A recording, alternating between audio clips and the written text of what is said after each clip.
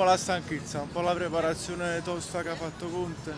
No, piano piano ci riprenderemo, sono sicuro. Sicuramente è un calo fisico dovuto anche a una preparazione che conosciamo, quella di Conte, è molto, molto forte e molto strong, però allo stesso tempo, come ha messo anche la società, c'è sicuramente un neo per quanto riguarda il mercato e per quanto riguarda i ricambi. Quelli che ci sono forse non sono all'altezza proprio dei titolari. È vero che abbiamo una competizione, però alla lunga non lo so, può pesare, però ovviamente noi ci crediamo sempre. Non lo so, secondo me anche un po' di sfortuna negli ultimi minuti abbiamo avuto.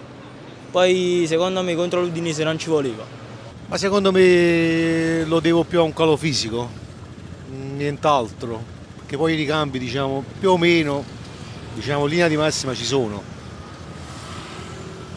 E, oddio, la perdita di Kvara, senza entrare nei dettagli, non è che è stata diciamo, una cosa molto felice, però diciamo, ci difendiamo, vai.